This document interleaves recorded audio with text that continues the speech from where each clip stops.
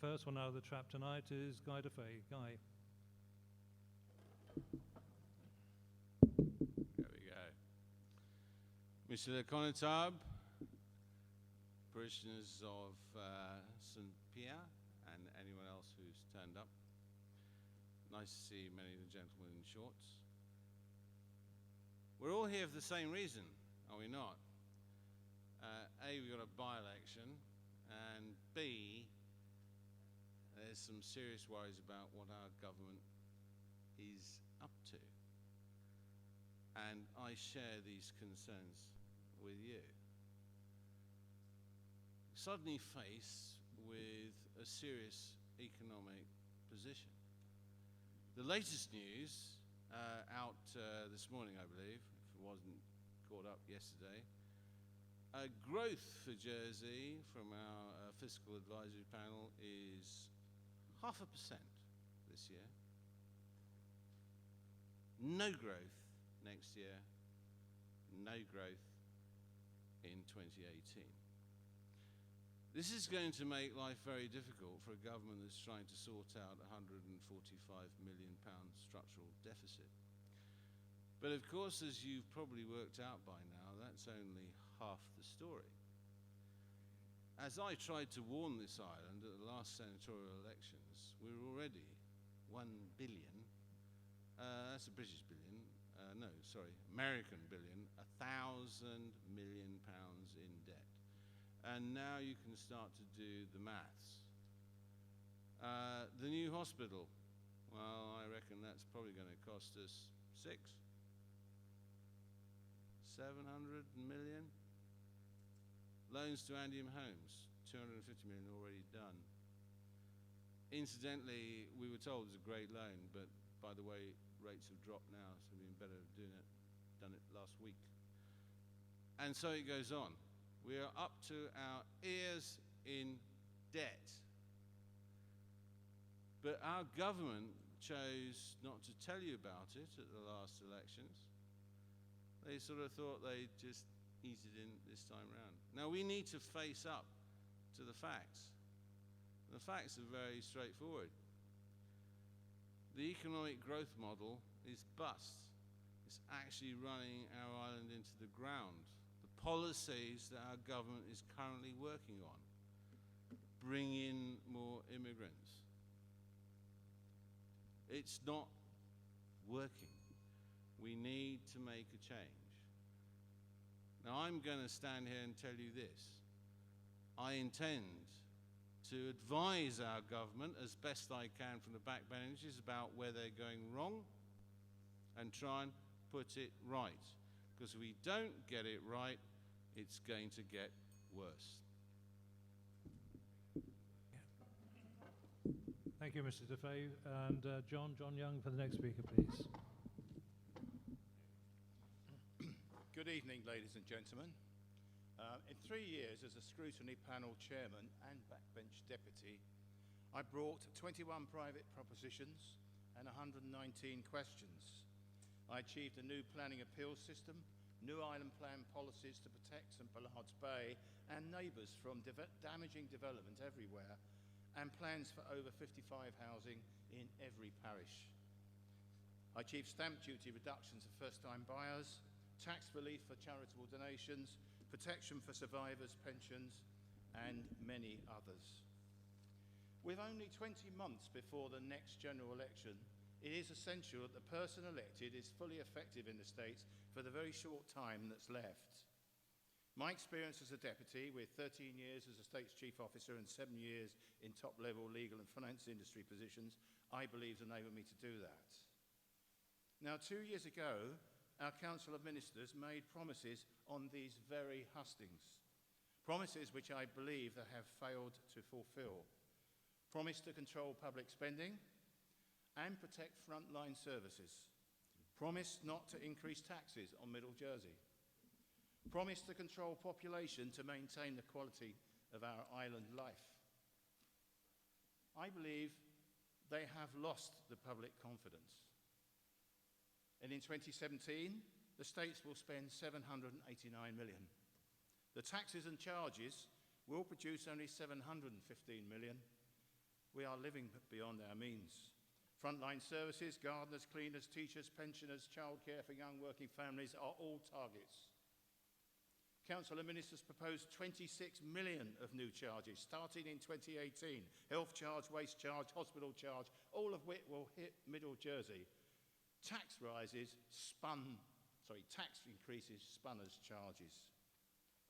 They have made no progress in reviewing our tax system, which the states required 2 years ago, nor met their commitment to tax non-resident corporations who trade locally without being taxed, disadvantaging our local businesses.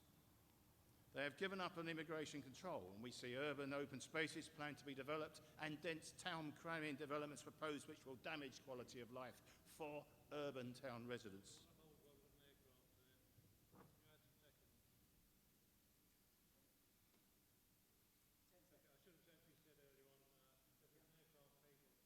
To the candidates, we will give them an extra few seconds to cover that gap. Just can you add some seconds on, please, Sean? Thank you, John. Thank you, Chairman. That was unexpected. They've given up on immigration control, and urban spaces are proposed to be developed with town cramming developments. Ministers promised to end the state's spending silos, yet frontline services still carry excess layers of management, and the services have suffered cuts year after year. We can't afford inflated chief officer salaries, pensions and golf trips. Now, if elected, I would challenge ministers in the states to rethink all these policies and many more on my website, and I'd persuade them to change direction. I've run out of time. They're 10 minutes through me. Thank you. Thank you, John Young. Hugh Raymond next, please. Good evening, St. Peter's. I'm going to start with a bit of good news, I think, more than anything else. I hope the football club's doing well this evening. But the other thing is that it's a very, very busy parish, and the amount of work that's done here is a pride to the parish and to the Connotab. If you look at some of the events that are going on, you've got first-time purchasers, properties going through, you have folklore, you have all the sort of things that keep the parish together and keep the honorary pleas together. But I'm here also to explain exactly who I am. Some of you know me, and I know some of you in here purely because of the work I do. I'm president of the Honorary Police Association. I'm chairman of the Sports Council, and for my sins, I was asked to go onto the battle board this year, which is quite an interesting board. It's not going to be easy, as the two gentlemen before me have just said. We're in a very, very overspending mood. We have to look at it, and I think that anybody that suggests that for 2 years you're going to be able to change all that is not going to be easy. I think the main thing is that you need people in there that are prepared to ask the questions and to make sure that the questions are answered. I think we have to evolve some sort of pattern so that the general public, i.e. yourselves and myself at the moment, know exactly what's going on and what's being spent. I think there has to be clarity, and there has to be clarity coming out of the Council of Ministers. However, we have to look after the major events, the major things that worry us all, which is education, health, the normal sort of pattern. But the thing that worries me more than anything else, and one of the things that I've been trying to get to the bottom of, is exactly how our immigration, because immigration affects everything, health, education, the elderly, and I think it's important that we try and find out exactly. I've tried to read the policy. I'm not quite clear about the policy and what the true population figure is. And are the present rules adhered to with regards to employment and the like? These questions have to be asked, and it's my intention, with the amount of work that I've done within the states and knowing most of the ministers because of the work I'm involved with, that we've got to make sure that we are coming up with the right answers. With 25 years in the finance sector, gained various positions I've had in Jersey, I think the person has to make a difference in the States. We're not going to get any eventual winners because I think the time is going to be short. I'm asking you to consider me as your new senator, and when it comes to the voting on the 7th, just to consider my approach. Let's remember, it's still a wonderful island. It's still a great place to live. It's damn safe here, and yet we do have problems. So I would say, I have no baggage, I've not been in the council, I've not been in the States before, but I certainly have the experience to be able to put your views across. And so I would ask you, and remember just those one things, It's your island, it's my island, but at the end of the day, it's our island. Thank you. Thank you, Hugh. Sarah Ferguson now, please.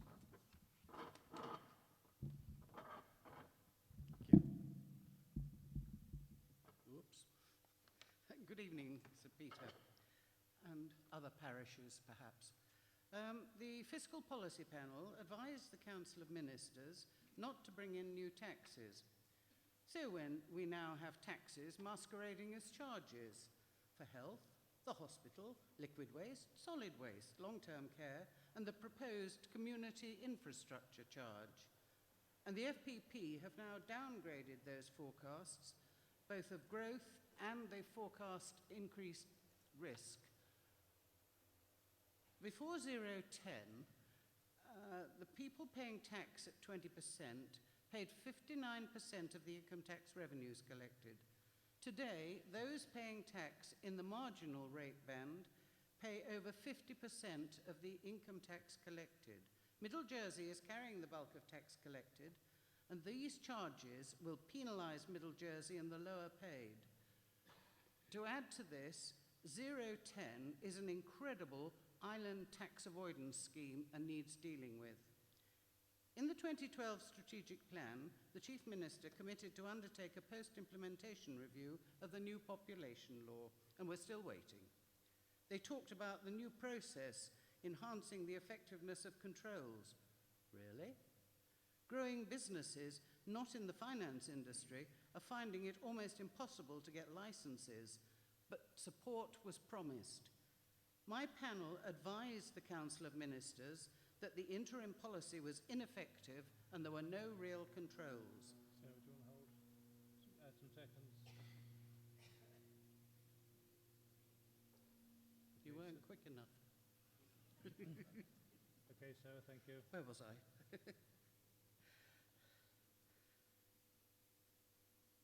Just like the 2015 budget, we called for a full debate on tax and expenditure policies.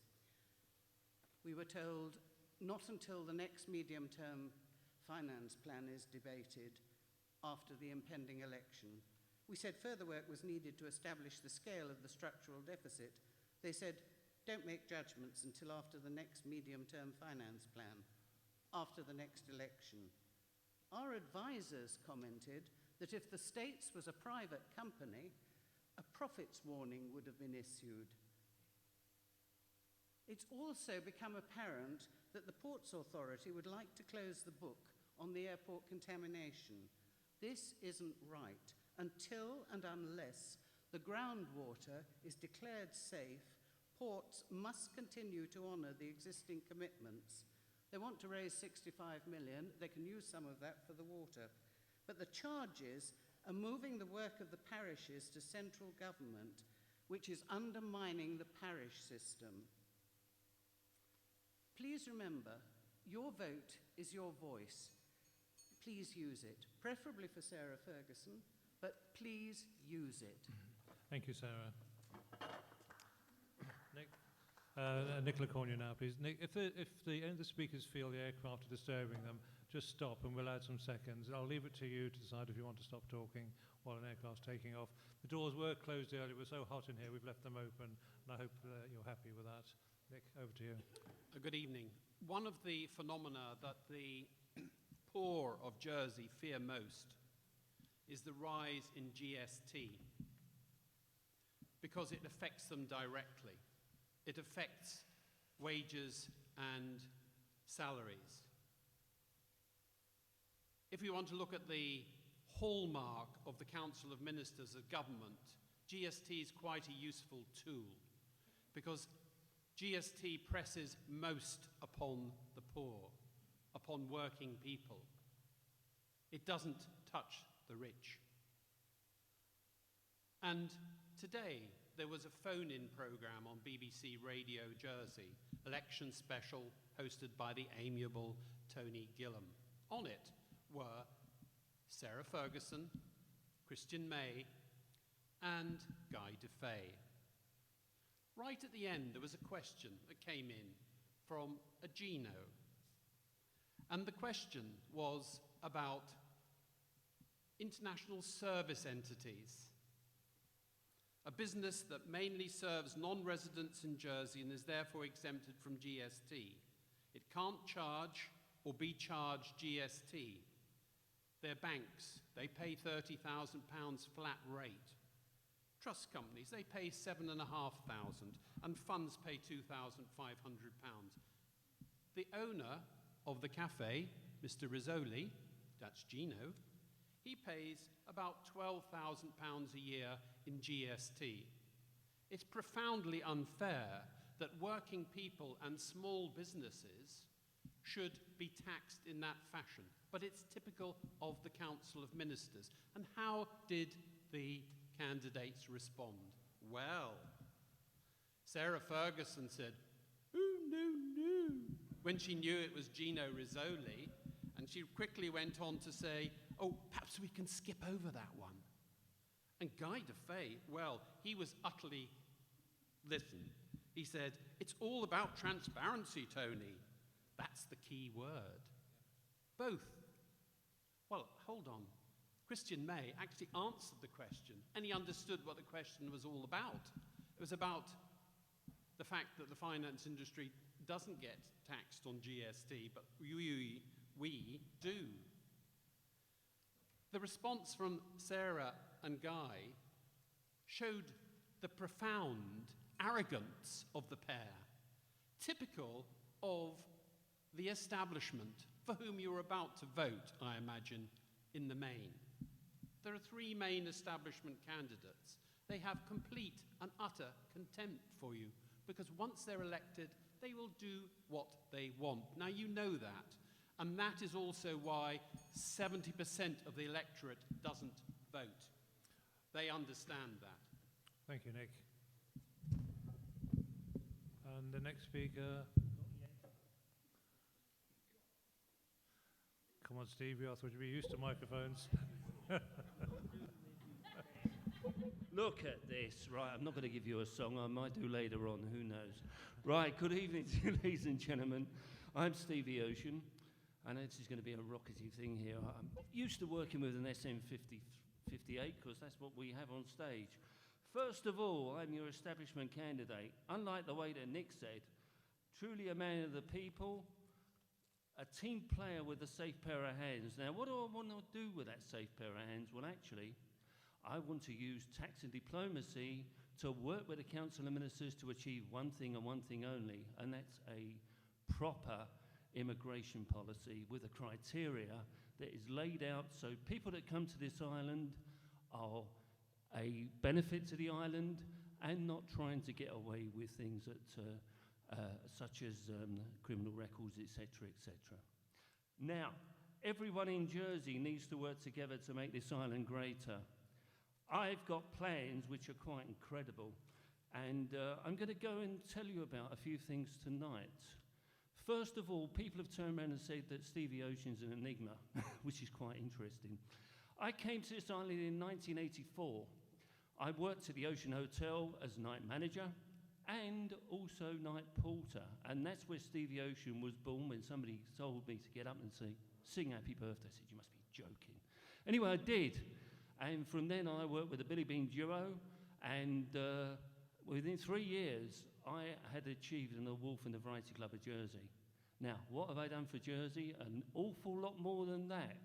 When I then went to the Atlantic Hotel, things went from strength to strength, and I actually did auditions for Opportunity Knocks. I was in Bergerac for 5 years as well.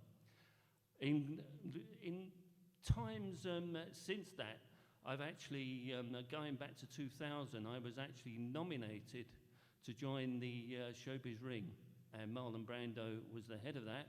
I was nominated by Phil Collins. There were 16,000 applicants for 6 placements, and I got one of those placements.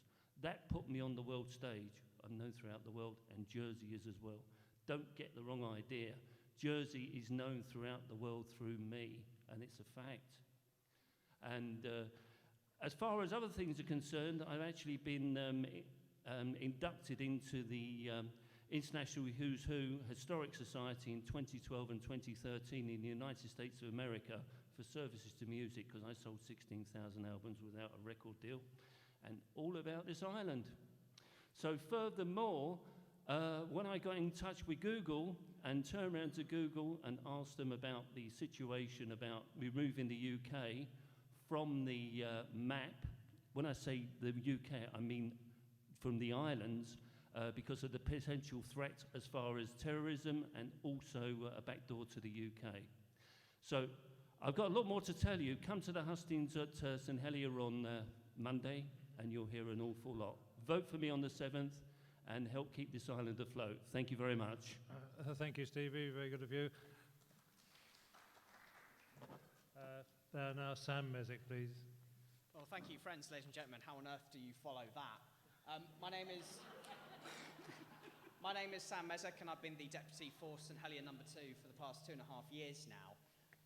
During the 2014 general election, ministers stood in this very hall and they told you that our public finances are the envy of the world, and that if they were elected, they would promise to keep your taxes low and that they wouldn't cut public services. Instead, they'd rein in wasteful public spending.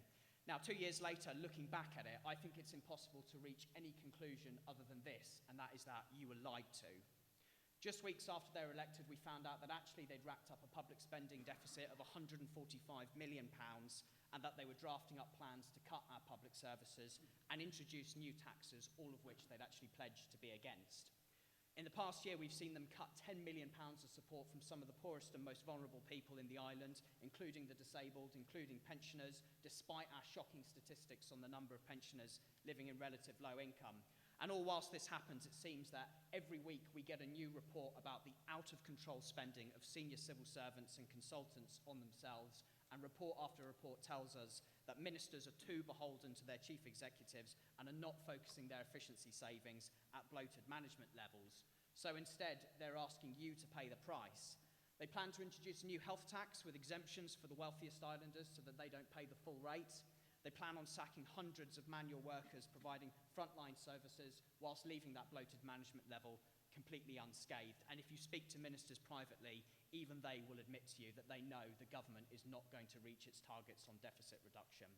So I'm standing in this by-election because I want to seek a mandate, not just from St Helier, but from the whole island, to pursue an alternative agenda to the one being proposed by the Council of Ministers. And that's a vision based on fair taxation, based on protecting our public services, and based on ending the civil service gravy drain, which is absolutely bleeding this island dry. My record shows that I'm not afraid to stand up to the Council of Ministers, and if I'm elected in this mid-term election, I think it sends a message to them that they've lost the support of the public and they must change direction. Reform Jersey has lodged a proposition to stop the health tax from being introduced. If I'm successful in this election, I believe that that proposition will have a mandate, and it will force states members who are not bound by this ridiculous and undemocratic collective responsibility to think about the public, who it is they're meant to represent, and realise that the Council of Ministers has completely lost the argument and they need to go back to the drawing board and think again. With your vote in this election, I think we can stop this health tax. So if you share that vision for a politics which works in the interests of the many and not just the few, I hope on the 7th of September you'll vote for me, Sam Mesick. Thank you very much.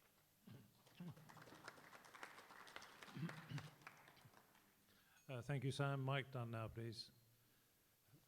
Yes, I'm Mike Dunn, the Brexit man. My campaign is based upon the UK decision to leave the European Union, Brexit, and how this might affect Jersey and us. I'm offering to serve for 2 years only because that is the term of this senatorial office, and also how long it should be for the UK to get the exit negotiations with the European Union underway. Jersey's future will be laid down under those negotiations too, although we have no direct voice in the proceedings since we are not a sovereign state. Other candidates in this election are promising all manner of wonderful things that they cannot possibly deliver in 2 years. There is only one vacancy, caused by the resignation of a senator who in 2 years discovered that she could achieve virtually nothing as an independent backbencher. I am different. I am campaigning specifically with regard to Jersey after Brexit, because this affects everybody in Jersey and many living outside, and I want to ensure that we are all properly represented in this matter. Brexit is just so very important. I need to have the status of a senator in order to represent you and to have access to the decision-making machinery. I cannot do the job from outside of government. My objective is realistic and achievable within the 2 years. The Economic Master Plan of the Council of Ministers is the MTFP, an enormous and complex document which is designed to resist any challenge from backbenchers and with a timetable that makes it virtually impossible to research or submit amendments. However, I have persistently claimed that the MTFP is a flawed product that takes no account of Brexit. And my prediction that it will be torpedoed by Brexit has already been demonstrated in tonight's JEP, based upon the latest Jersey Fiscal Plan report, which you can get 44 pages of most interesting reading. This confirms that the MTFP is only built on wishful thinking and the dream of economic growth which cannot be realised, and the Brexit negotiations have not yet even started. This is just the start. Things must get worse. More cuts and savings must follow, as the fiscal plan makes clear. So what can I do? We must remember that there were just 9 nations in the European Union when Protocol 3 was drafted. There are now 27, all with their own priorities, and they all have a veto. I'm undertaking to discover and present the views of islanders, both within the States and elsewhere, and to ensure that deals are not made in secret, that we are not led down the path to independence or any other constitutional arrangements without our prior agreement. We cannot allow the future of Jersey to be made by others outside of this island or by our supposed elected representatives behind closed doors. Please read my manifesto and my campaign blog, and I hope you'll see the importance of what I am trying to achieve. Thank you.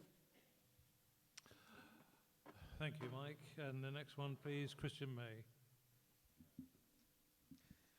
Good evening, ladies and gentlemen. It's a pleasure to be here in St. Peter. I was born and educated in Jersey before qualifying as an English barrister and have spent the last 10 years working in a local law firm. I have the privilege of chairing the local equality charity. I'm an invited governor of Rouge-Bouillon School, and I founded the West of Town Community Association. I also had the privilege of successfully leading the Save People's Park campaign, bringing together campaigners, states members, and the public to successfully save the park. And I want to bring the same success from working in business and campaigning to my role if elected. I believe the States needs a new candidate, someone who hasn't had the opportunity to bring their ability, their skill, and their perspective to the States Chamber. And I'll be a fresh pair of eyes with a fresh approach to perennial problems. I've made 10 pledges in my manifesto. They're aspirational, but I believe achievable, and represent a commitment to you across the next 2 years. I want to ensure all island students have access to university funding, want to challenge draconian measures in our health law, and want to optimise the use of state assets instead of increasing taxes or placing charges. I want our island culture celebrated and protected, want to ensure we're prepared for changing environmental factors, and use the digital industry to give everyone access to online elections. In September of 2014, the States released their plan for the future of Fort Regent. It pictured a facility that included a family zone, extreme sports, arts, culture, and entertainment. The plan said that the Fort Regent Steering Group would seek to develop a detailed business case to secure funding in the current MTFP. Well, the MTFP contains no provision for the investment in Fort Regent, and with a structural deficit and a focus on core services, once again, its future is uncertain. And this issue needs to be tackled once and for all with private investment and appropriate service level agreements. With real leadership, Fort Regent can once again become a vibrant home for sports clubs and associations, entertainment, culture, and for visiting tourists. And whilst I can't promise an overnight transformation, I can promise that if I'm elected, I'll work towards the creation of a public-private partnership for the future of Fort Regent. It's an iconic island facility, and it should be the popular and well-loved attraction it was once again, preferably with the cable cars. Some people say one voice can't achieve anything in the States Assembly. I don't believe that. One voice can achieve change through scrutiny, through debate, and constructive criticism. I'd like to be that voice for you, and I ask you to give me your vote on the 7th of September so that I can achieve that. Thank you very much. Thank you, Christian. And finally, the speaker tonight is Mary Keith-Berger. Good evening, St. Peter. It's lovely to be here this evening. My name is Mary. I'm a centenaire, a businesswoman.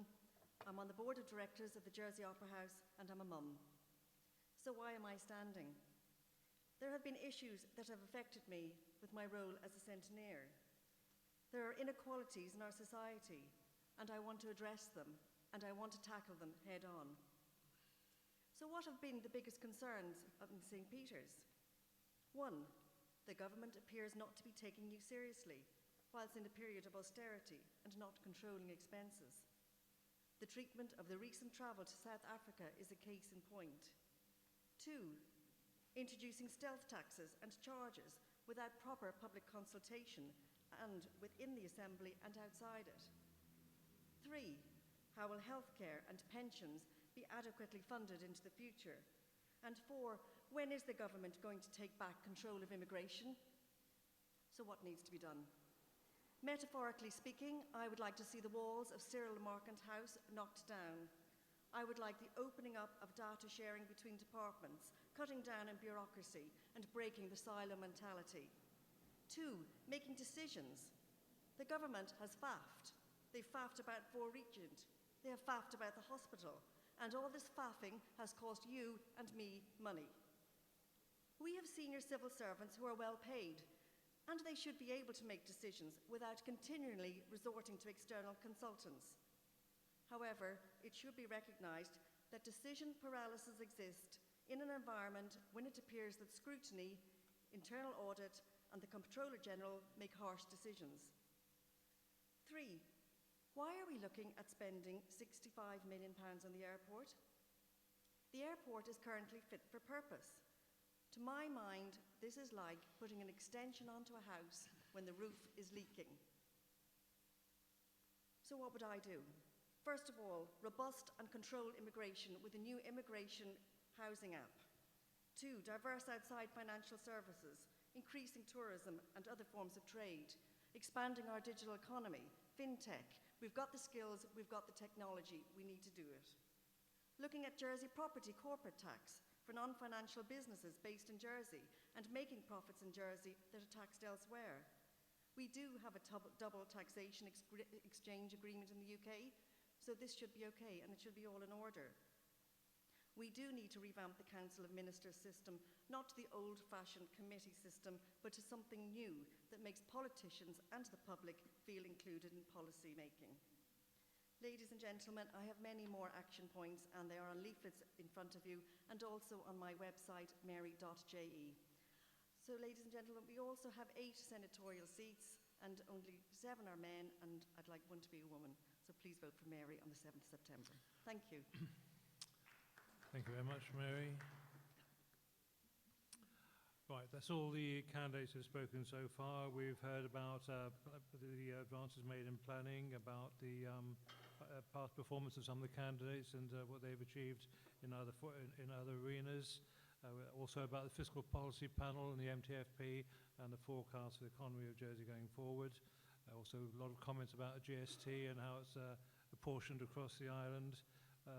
Jersey on the international stage, even with Stevie Ocean. And taxation, a lot of comments on taxation, and of course we mustn't forget Brexit. And also candidates thinking the new face in the chamber would actually help considerably. And also finally coming up with talk about self-taxes and charges and faffing about and not making decisions. So the floor is now open to St. Peter residents first, please. If there's any other questions you want to pick up from that or any new points you wish the candidates to raise. Can I have your questions first, please? John, you had your hand up first. 2 questions at a time, please. John Hayes from St. Peter. I'd like to ask the candidates, what do they consider to be the major problem that Jersey has at the moment, and what would they endeavour to do to reduce that? And the second question, please. Over here, Fleur. 18 months ago, at a Change JE meeting, I ignited the touch paper on the topic of higher education funding in our island, or lack of it, more to the point. This aroused huge support, and I know this matter has come up throughout the various hustings and this evening. I have a question from a student and parishioner unable to be here, unfortunately, this evening. studying law in his 4th year at University of Bristol. Since our current system is entirely flawed and inequitable, how will you seek to preserve and strengthen our island's academic diversity and rich employability long into the future through a structured system of higher education funding for local students?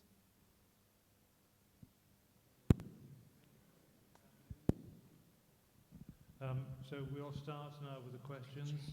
We'll go back to the start, if we may, with Guy taking those two questions first. The first one is what are the major problems? If you wish, is everyone happy to start with number 2? Yep, happy to do that. Yeah, I do wish. Good. We'll start with number 2. John, you happy to take the question first, please? Thank you very much. So the first part of the question is major problems for Jersey and higher education funding. That's the 2 questions for you, John. My time starts now. Yes. Thank you. I think that Jersey has got 2 twin problems that are related. First of all, our expenditure is out of control, as I said. And if I'd been able to finish my speech, I said I too would have brought a proposition to halt the charges, because I don't think that's the solution. But it's related to the population issue. At the moment, that's why population is going out of control. Because the solution that is being followed is that we need to generate more tax income. And so I think we need to do 2 things. We dramatically need a new approach to control state spending, remove those silos and strip the inefficiencies out. And at the same time, I've come to the conclusion we need to introduce a work permit system. I think it's the only way we can now control our population, where we can work with the industries, agree what the priorities are, and we do need to allow in that system for returning university students to ensure that they can get preferential access to jobs as they do in Guernsey. Now, on this question of higher education, there's no question that we cannot afford a universal grant scheme. And so therefore, I think the grant scheme has to continue to be means tested. But I do think we need a students' loan system. And ministers all promised on this platform 2 years ago you would have one. We haven't got one. I don't understand why. We used to have access to the UK students' loan system. Why, if we haven't got the wherewithal to do it ourselves, why can't we negotiate with the UK to have that open? So I think it's about encouraging people to come back to Jersey. I personally favour having systems that recognise that when people go away to gain experience after university, they bring those skills back to the island. I think we need policies. This idea of guys of having a tax break for a year is a jolly good one. I think we just completely lack those policies. There is no creative thinking, no out-of-the-box thinking, and I think those 2 questions very much go together. So those are my solutions, and I shall certainly be hammering those on the table in the States if I get elected. Thank you, John. Hugh, are you happy with the 2 questions? Okay.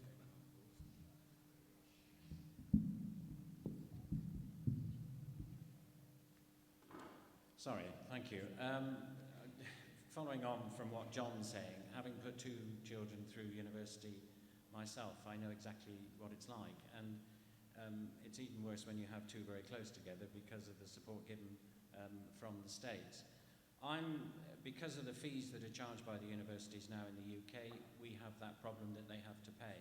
I think it's appalling that some of these kids are coming back with loans, starting off in jobs with loans already there. I'm a great believer in means testing, and I think there has to be a means testing. I don't think we should stop anybody having higher education. I think it's the whole point of it. And that is, but we also must encourage them to come back. And I also believe that they should go away and gain experience before coming back, because they can give so much back to the island. And with that, I think that we can set up something with tax breaks or even tax efficiencies, in the sense if they're paying the loan back, if they've borrowed it, that they get tax breaks to be able to afford it. So whatever happens, it must be an essential thing for our children to be able to go for higher education, and plans must be set in place now, because the unfortunate thing is it's not going to get any easier, it's going to get harder, because I'm hearing that universities, some of the A, B universities are going to start putting their fees up, so we really do have to look at it. Major problems, what would I do to reduce it? The problem is, if you live in a house and you're spending too much, you have to cut back. Whatever happens, if you look at the medium-term plan, and it's one hell of a complicated document, the problem that I have with it, we're running out of time. The problem I have with it is that we don't seem to have a set pattern. It's all verbal talking at the beginning of it, but at the end of it, there's no decision. But I think, unfortunately, we are going to have to cut back on our expenditure. How we do it, and the only thing that worries me is taxation. But it has to, the whole taxation must be looked at before we make any bigger decisions. Thank you. Thank you, Hugh. Raymond. Sarah Ferguson, please. Right. Yes. Right.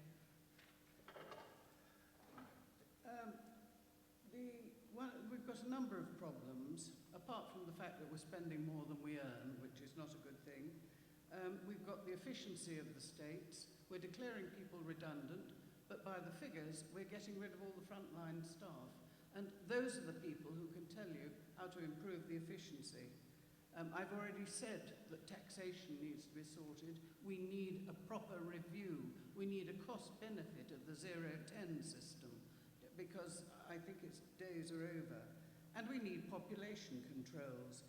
Now, with work permits and so forth, as John said, and if we do that, we can have the Singapore system, perhaps, where if you want to employ somebody from overseas, then you have to put money into an education levy, so that, in actual fact, you're building up a fund which can help pay for the, give loans to students for university. But on the education side, I think there is, unfortunately, everybody thinks that if you go and do a degree, you get a loan and you can pay it back quickly. And unfortunately, this isn't correct. The calculations were done when 17% of youngsters went to university, and now we have nearly 50% wanting to go. The only careers that don't have a graduate premium, are doctors, dentists, vets, and mathematicians. And we also need proper provision for technical students, because there is no proper provision. We need a technical school for children who are not academic and actually want to do a practical course. I'd like Kennebec to do that, actually. Thank you, sir. Nick Cornue, please. The major problem, of course, is looming bankruptcy. And that's coming from the failure of the 0-10-20, or is it 0-10-23 now, policy, which weighs heavily on working people. The whole island, as we know, it's a finance centre. It's set up for the benefits of capital primarily, and to impoverish working people. Well, that's how it seems, because the government is busy trying to balance its budgets, and all it's ending up with structural deficits. So it's cutting public services, it's cutting jobs in the public sector, and it's raising taxes on low and middle income earners.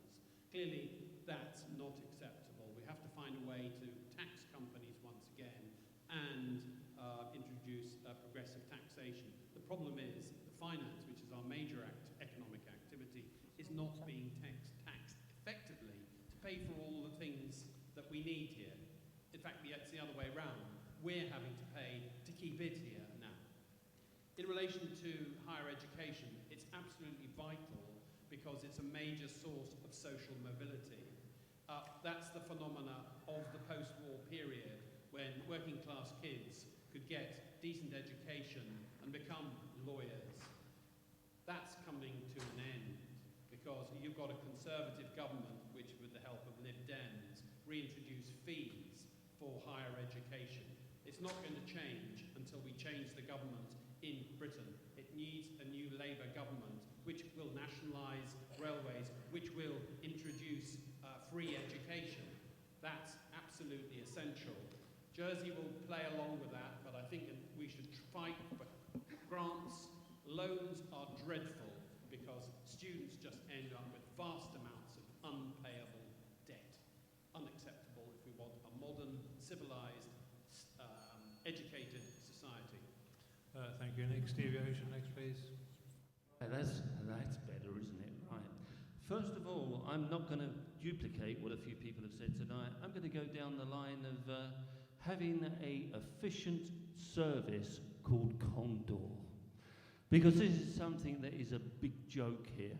I mean, £50 million for a boat that is absolutely useless, and we should have another carrier on the line, or we should get another 2 cutters to literally try and get our economy back the way it was, because it is literally destroying this island as far as our tourism is concerned. Now, obviously I mentioned population control, and that will obviously include work permits and obviously the 5-year rule as well. Now, going on to higher education, obviously that is very important indeed, and there's no age limit on that. Everybody wants to learn more, and everybody should learn more if they can. As far as loans are concerned, I did have an idea that would actually bring the 11Ks into this, to actually contribute and crowdfund for student loans, which isn't a bad idea. Thank you very much. Thank you, Stevie. Now, Sam Mesick, please. The major problem that the island is facing is basically that our tax and spend model is completely broken. It doesn't do what it needs to do. We're not raising the revenue we need to provide a basic level of public service. Now, the solution to that should be a rationalisation and efficiencies within the public sector to make sure that they're doing their job effectively, efficiently, looking at management, which I think everybody accepts is massively bloated. And then on top of that, you would hope relatively modest reforms to the tax system to make sure we are getting that revenue that can fund basic public services. But of course, that's not what is happening. What the government is doing, it's sort of suffering from the legacy of introducing 010, which I think was really poorly managed, where they're looking at stealth taxes, so that's the long-term care charge, that's the health tax, that's the potential hospital charge. But worst of all, in their attempts to keep a growing economy to help boost revenues, they've got this Ponzi scheme of a population policy where they simply think, well, we can just keep importing people who pay tax, and therefore we can fund services that way. Well, that's great, and then a few years later, you're in big trouble then, because all of a sudden you've got a new generation of people who you need to fund those services for. It can't go on. I think those two things, the tax and spend model and the population policy, are the 2 biggest problems we're facing. On student loans, I have a philosophical problem with student loans because I think it's morally wrong to saddle young people with tens of thousands of pounds of debt at the beginning of their careers. I just think it's wrong. I'd much prefer we had a decent solution by improving our grant system, which hasn't been altered, I think, for a decade now, which I think is shameful. That being said, I'm a pragmatist. We are going to have a student loan system. I had a loan from a private bank over here, which was completely inadequate. I think we need to look at a government-private sector partnership to have a decent student loan system where every young person in the island, no matter what their family background is, has the ability to go to university and achieve their potential. So I will support a student loan system, but make no mistake about it, philosophically I'm uncomfortable with it. Thank you, Sam. Mike Dunn, please.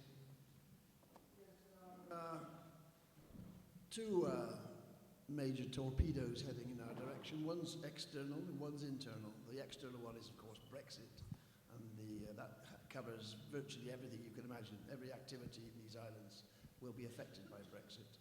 It's sad, isn't it, that we don't take it seriously. That tonight's paper is just the hint of what's going to hit us, and that's going to be going on for years. And every aspect of our way of life is going to be examined, and what will happen, I don't know. The other torpedo which is on our way is the Independent Jersey Care Inquiry, which cost £23 million to set up, and the implications of that when it makes its findings on this island could be almost, from an administrative and a government point of view, could be as serious as Brexit is from a financial point of view. Regards to the higher education thing, it comes up quite often at these hustings. The fact of the matter is, within the next 2 years, nothing's going to be done to improve the grant scheme or the loan scheme for students. And as I keep saying when this question comes up, the young people up to the age of 25 is only tip of the iceberg. People, older people, mature people, all need access to further education. Now, of course, this little thing, this little document, passport, this is going to be an integral part of it, because under Brexit, we don't know who's going to have a passport to travel to the United Kingdom and to study, or to go to France to study. We don't know who's going to be entitled to have grants to go here, there and anywhere, and we don't know what the reciprocation is going to be about qualifications once you've got your qualifications. All these things are going to be up for grabs under Brexit. We must not underestimate it. So when we talk about the diversity of education, further education, entirely agree with you. But in this island, it's not going to be achieved.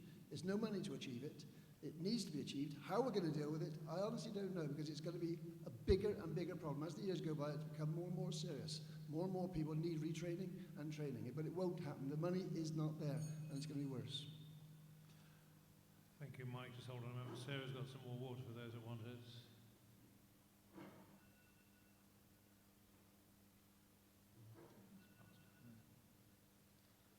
Okay, thank you, Sarah. Christian, all yours, Christian May. Thank you. Well, at a cost of over £2,082,000 a day, we simply can't afford our government system at the moment, and we certainly can't afford yet more consultants. We need to combat expenditure without increasing charges or taxation for islanders. We've got the long-term care charge already in place, and we're facing the health charge, a possible hospital charge, and a solid waste charge, which it's quite clear within the MTFP is designed to be passed on to you, the end user. We need to make much better use of what we have within the island. The States needs to be lean, it needs to look at its assets, it needs to look, for example, at all the data it holds. There are over 2 million records held on the islanders who are living in the island at present, and those are duplicated, processed, and rather than being centralised to save costs, are being used by over 13 different databases. Higher education funding is a critical issue. It's a major point within my manifesto, and I've had the privilege of sitting down with the Student Loans Group to try and understand the issue further. 10 years ago, we had 505 students a year accepting offers through UCAS. That's dropped to 100 in the last 10 years. And to see that trend continue is devastating for the island. We do need to find a practical way of funding higher education. We do need to be speaking to the finance houses and the businesses who have built their profession over here and saying, we need to find a way to fund this. And you asked a question about diversity. We do need to be funding diverse degrees, not just law and finance, but those who want to go and study art, agriculture, history, because otherwise we'll become culturally barren, and that is not a good way to develop an island. Thank you, Christian. Mary, do you just want to wait till that aircraft disappears? Okay, Mary O'Keefe, over to you. Thank you. Yes, the three major problems that I see that are facing Jersey are Brexit, the economy and education. And over the last few evenings I've been rolling out what I call my legit strategies, which is law, equality, good housekeeping, immigration and tourism with trade. And most of these problems will actually come under my strategy, and it covers them off. So for instance with Brexit, A, we've got the uncertainty with which it gives rise to. B, we have to keep our international representation. C, we need to keep strong and close to the UK. And D, we need to protect our hard-won third-party access arrangements with the EU. So with regards to the economy, which comes under my good housekeeping strategy, we need to have the business-friendly policies and a strong focus on diversification, as I mentioned earlier on. B, it's also about keeping public spending under control. And C, not just about making efficiencies, but actually stopping doing things in the public sector. So for instance, like I mentioned, our airport, and maybe this wouldn't be the good time to be doing the Jersey Archive as proposed in the mid-term financial plan. With regards to education, things are not as good. We have plenty of excellence. Collectively, though, however, there is a lack of strategic focus. So there's too much resource is going to the too few, and there are no quick fixes, and we can't really pretend that there are, otherwise. See, we need a strong independent survey of the whole position, and this would set the terms for a fresh debate about improvement, which I think is long overdue. So honesty needs to be about the problems and recognising that things are not as good or sensible. With regards to the funding, moving quickly on from that education, there are two ways to fund education, through grants or through underwritten loans, and maybe we could work out a policy which would combine the two. Thank you very much, Mary. Now we're ready for the second round of questions. Now another two questions, please, from the audience. Guy. Oh, apologies, Guy. I nearly missed you out. I don't know how I managed that. Over to you. I can't believe I was overlooked. Look, we've been beating about the bush here, haven't we? Here's the problem. There are too many people living in this island and no one is doing a thing about it. Out of a piece of luck, thanks to a recent referendum, the UK government may actually start changing the rules on immigration. That'll have an impact, but it will not be enough. Population growth in this island is out of control and it will keep increasing unless something happens. We need some internal social engineering. We need to do this sensitively, but it actually means we have to turn around and say, sorry, after a while child benefits stop. Child 1, get the whole works. Child 2, 50%. Child 3, hey, you really should have thought about that. Now, we're going to have these, don't laugh, we're going to have these discussions, because if we don't have these types of discussions amongst ourselves, the population will continually increase, more pressure on housing, more pressure on private rental, more green fields disappearing. Now, you have to decide what you want, because if we don't put the brakes on soon, it will get too late. Now, I flagged that up for you because it is the biggest problem in the island. The number of people living this island hits everything else. Number of cars on the road, number of primary schools required, number of secondary schools when the kids come out of primary schools, pressure on health, you name it, it keeps going. Now, as the second element, higher education funding, the Labour government absolutely destroyed this, absolutely destroyed it. Destroyed what the value of a degree. 50% of students will go to higher education. All of a sudden, degrees are not worth anything. Now, I have a system on my website to fix this, and I don't think there should be a child in this island who is intelligent and go for a degree who should not be paid to do it. I will not support the wealthy. Thank you, Guy. You got your extra bit in there. Sorry for missing you the first time. Right. Moving on now to the first speaker on the next question will be Hugh Raymond. Can we have the next question, please, from the audience? Another 2 questions. Mark at the back. Mark, use the mic. Thank you. 1, 2. Good evening, candidates. Do the candidates think that the island invests enough in young people's services? And what further support should be provided for young people living in Jersey? Thank you. And the gent here. Good evening. Thank you very much for standing. If you had personal control, how many public servants would you permit to have a salary greater than the British Prime Minister? Thank you. Thank you. So those 2 questions there is about investing enough in young people's services and how many public servants should be earning more than the British Prime Minister. Hugh, you're the first one up. Hugh Raymond, please. Thank you for that question. I'm often standing in the Magistrates' Court, as many people know, and one of the biggest problems you have is that, especially in the juvenile court, where parents will actually come out and say, do you know, my son wouldn't have gone off the rails if only there was something to do in the island. And I find that very difficult because with everything that's provided from youth clubs, from sport and everything else, I'm amazed that they come out with these statements, but there is this general statement that people seem to think there's nothing to do in the island. And they always use that excuse when if they go off the rails. I think it comes back down to money again. We've got some very good youth clubs across the island, and you know that as well as I do. And we've got to support them. And a lot of the youth clubs, and this is the most positive thing about this island, if you take the people working in there, we know there's paid officials, but on the other hand, the vast majority of them are done by volunteers, and that's what keeps it going. So I find it very depressing when people do say there's nothing for our youngsters to do. The sports clubs, all volunteers, and the work, and even with the number of people, there's 750 people in St. Peter's Rugby Club on the junior level, all done by volunteers, and yet people say there's nothing to do. I just find it amazing. And culture's the same. just a few minutes, I suppose, because we haven't got too long to talk. Why are people paid? It always amazes me is that we have a lot of people paid a lot of money. I sit on the emergency board, and most of those people are on 150,000 plus.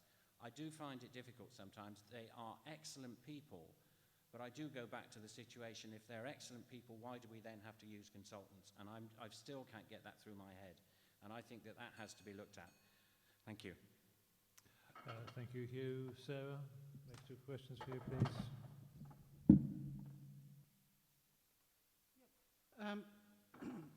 Services for young people. I agree with Hugh. Actually, there's a lot for the youngsters to do.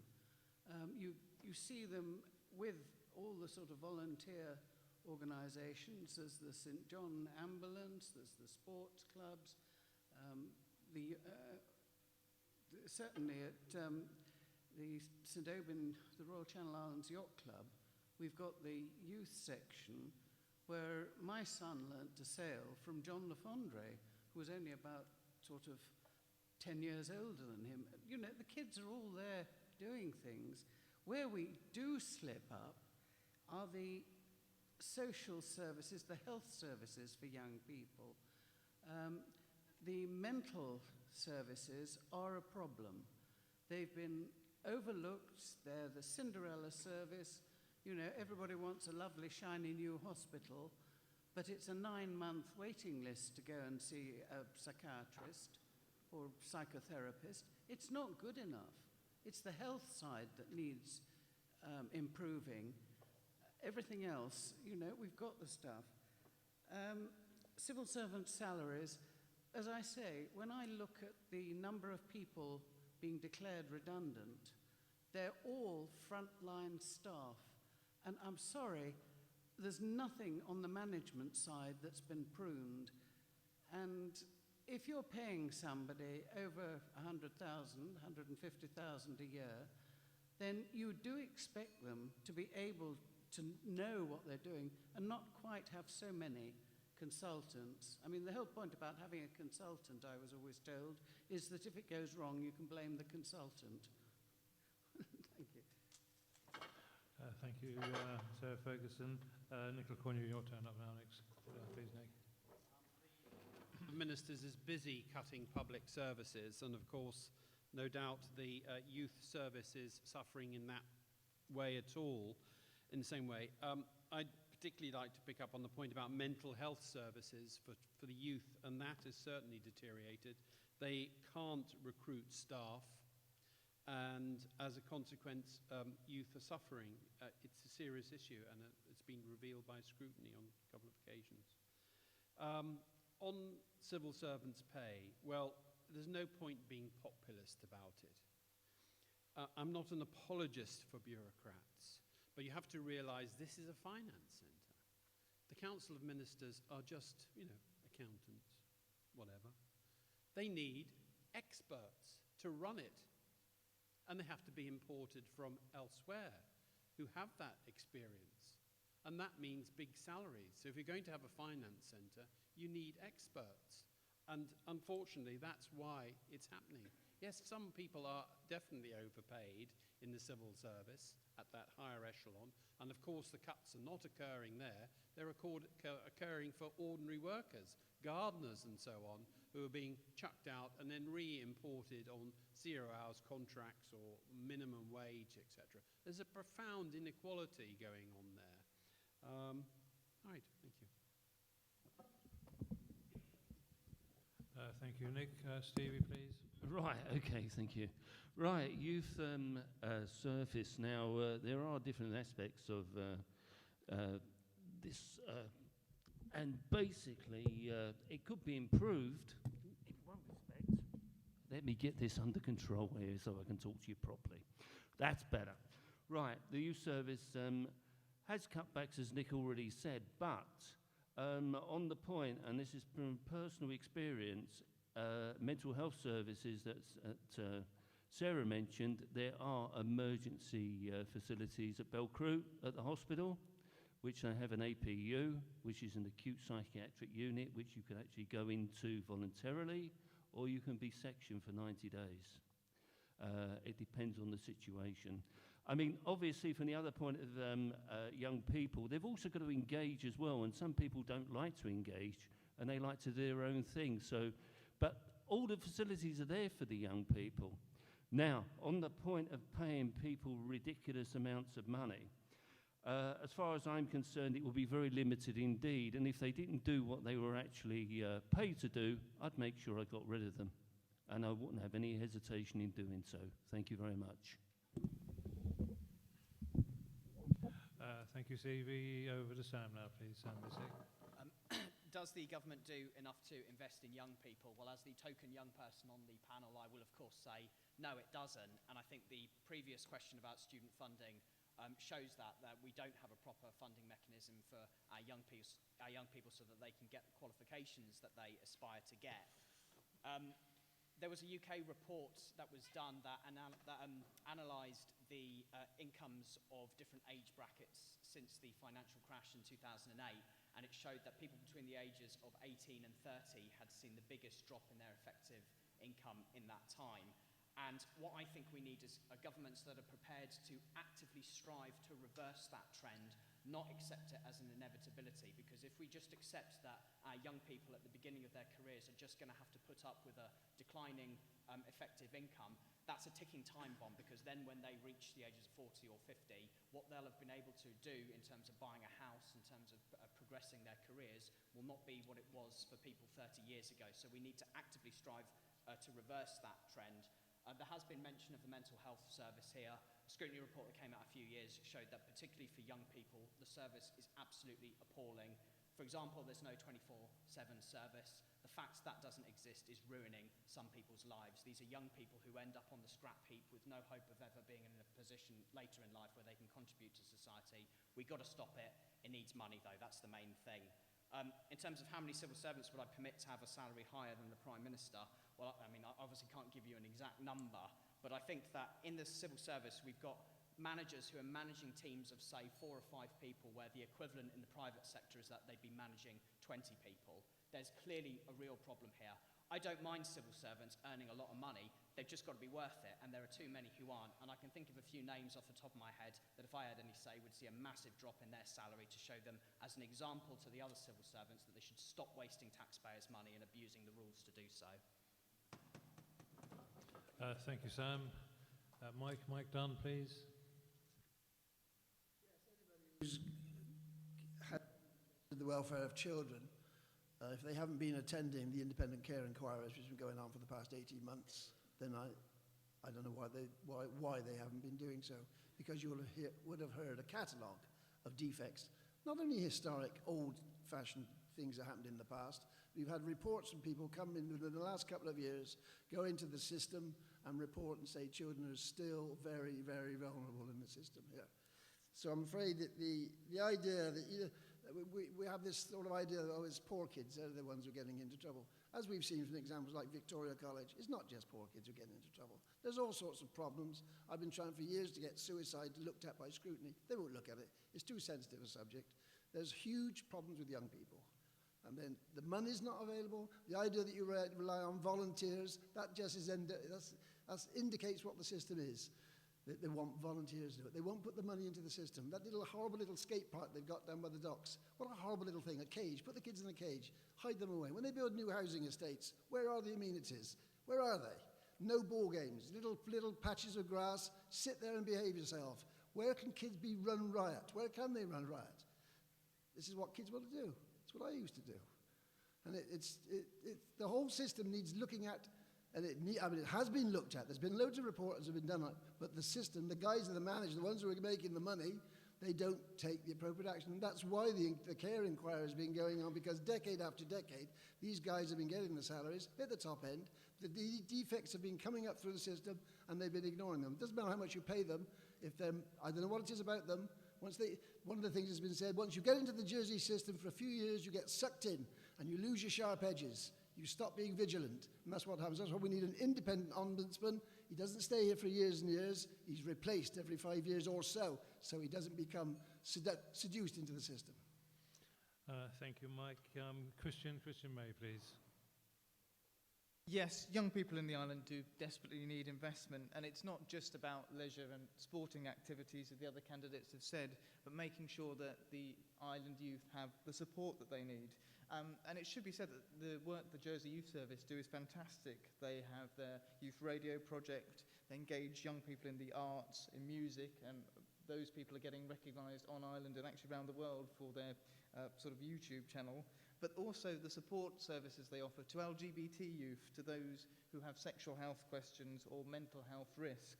And it's particularly those areas that we need investment.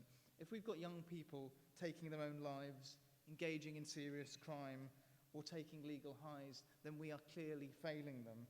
And we are facing them with increasing pressure, especially with social media, with educational worries. And we need investment in facilities and in support workers for them.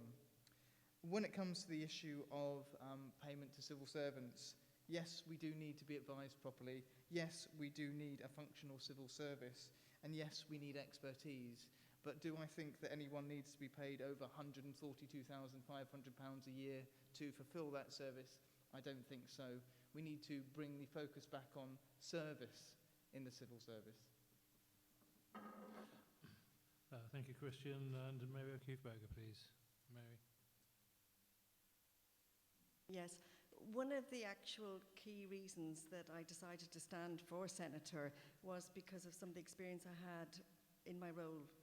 And I have a legit strategy which covers law, and what I would really like to see happening is for lawyers, police officers and centenaries to be able to refer young people, or even adults for that matter, directly to mental health services if they're suffering from depression.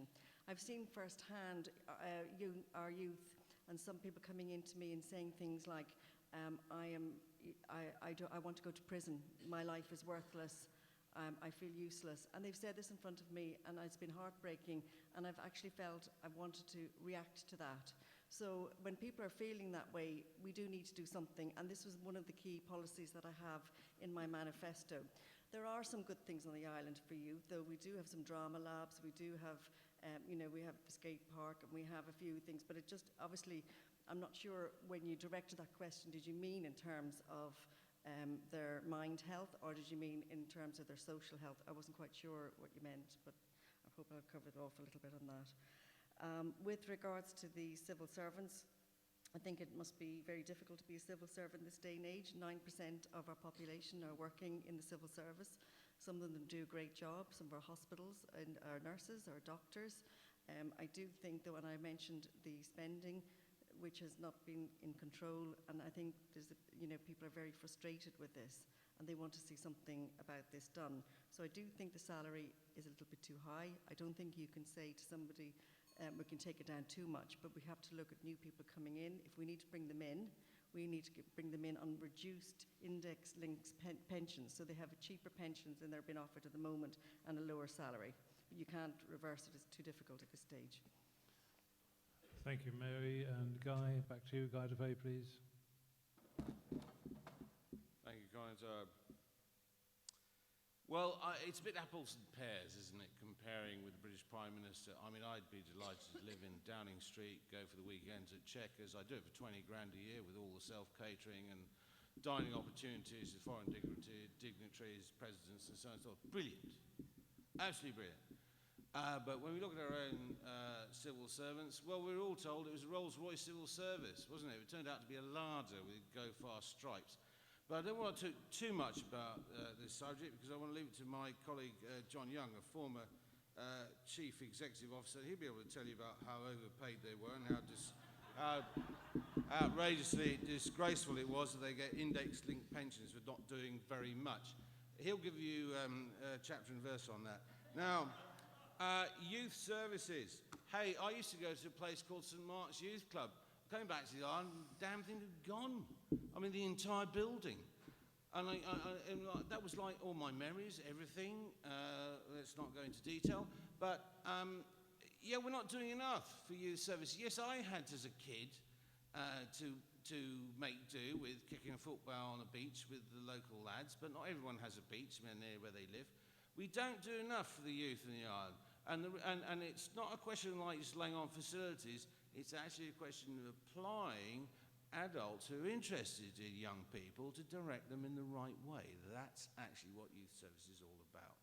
Now, we do need to do more on this front. There's no question about that in my view. And I would put a lot of money into it, because if you get kids on the right track, they don't muck about later on in life. They get on with it. Anyway, over to you, John. Can't wait to hear this. Thank you, Guy. John, I think you have a challenge there. Best of luck, John Young. Years ago, when I was a chief officer, I pressed for the publication of salaries. But my word, when I see the salaries published in the state's accounts now, 250,000 for a state's chief executive officer and 3 million pension, this is astonishing. And I think it's completely out of kilter. I never earned, I don't think, probably about a third of that in my time. But the key thing, I think, is performance. I don't think that we should exploit people, but I think we expect them to deliver. And what we've got is a system now, I think we've almost got jobs for life. I never had one. I accepted redundancy. And I think this is the key. We need to move some of our very top-level managements to short-term performance contracts. And I can tell you now, I would bring in, the only way to sort the states out here is to bring in an outside chief executive on a contract with a terminal bonus on performance, replacing the structure we've got. Now, I'm sorry I feel emotional about it. Now, we've got to pay properly. Teachers and doctors, frontline people deserve that money, not the layers of excess manager. Now, young people, I think there's two issues here. Young people in independent living, I think, have a poor deal in Jersey because of access to housing is almost impossible for them, and they fight for jobs and they can't build up pensions. But my main answer is about younger people. Yes, we've got a wealth of sporting facilities and arts facilities. I was chairman of the Jersey Arts Centre. We were very proud of our Jersey Youth Theatre. I think the problem is we have a divided society, and not all youngsters get access to that. If they've got supportive parents who can pay, they're there. But somehow or other, we've got a section of society who needs skateboard parks. The one we've got is absolutely useless. They need places to pay. Look at the fight for the ballpark in the town. We've got to have those facilities for the people at the low-earning families to support those children. And I think that youth service have a key role. 4 marks to them, we need to do more. Thank you, John. You covered that very well. Right, another 2 questions from the floor, please. I saw a hand over here, Reese.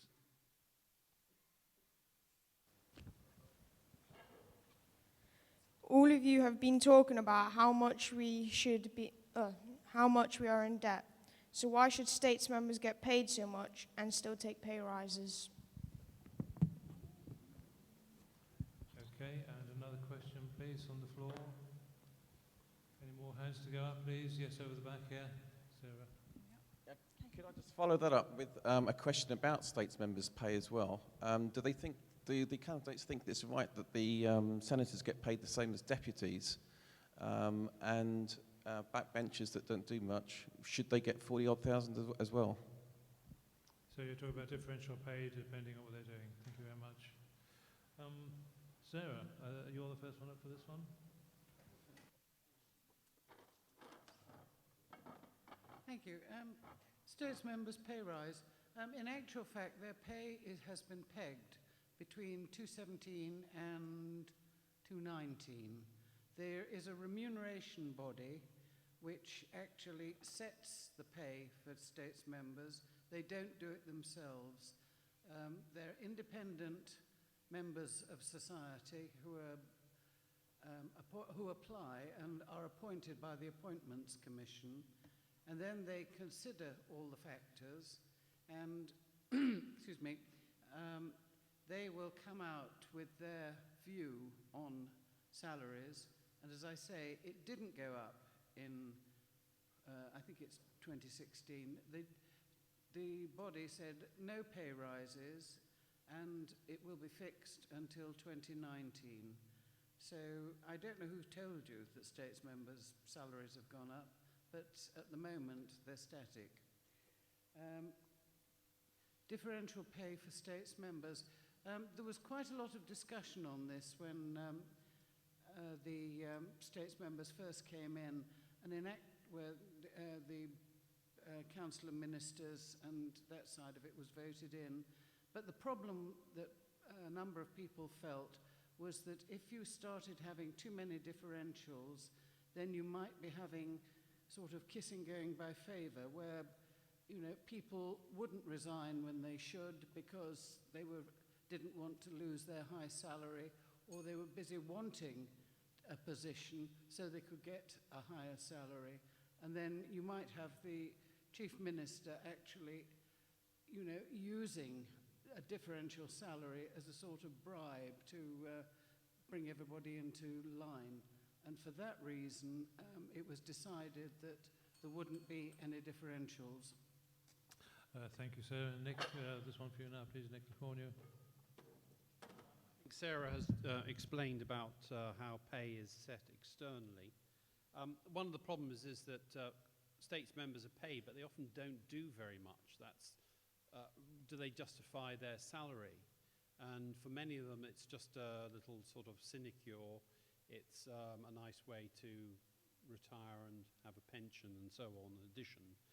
Let's talk about constables, for example. They take the state's salary.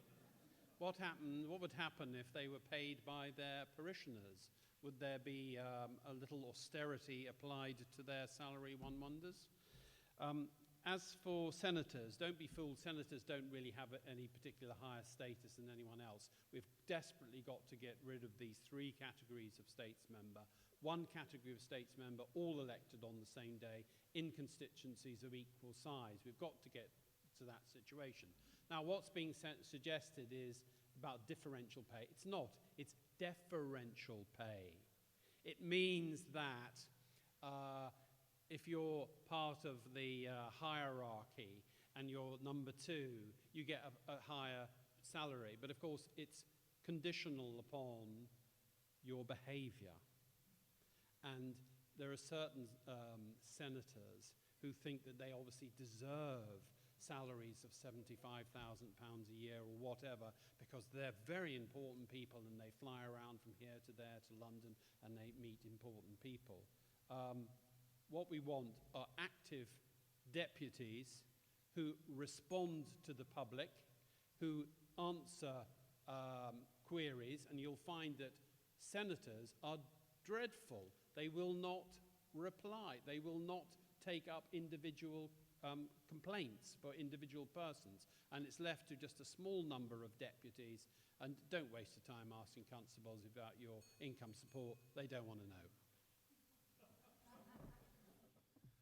It's not for me to comment on that tonight. Over to you, Stevie. Stevie Ocean. Oh, hang on a minute. We've got a problem. Right. That's better. Okay, well, on the point of states pay, obviously Nick has been in the House and so has Sarah, and John as well. I haven't. So there's things I can answer and there's things I can't. Some states members work very hard indeed, and they don't work 9 to 5. They actually work very long hours indeed. And, it depends what they're doing. If they're assistant minister, in fact, the assistant ministers in some cases, I know for a fact, work harder than the ministers, and that's a fact as well. On the point of what Nick was saying, we're actually talking about possibly changing the way that the states is formed and getting rid of all the deputies and just having 28 senators and 12 constables.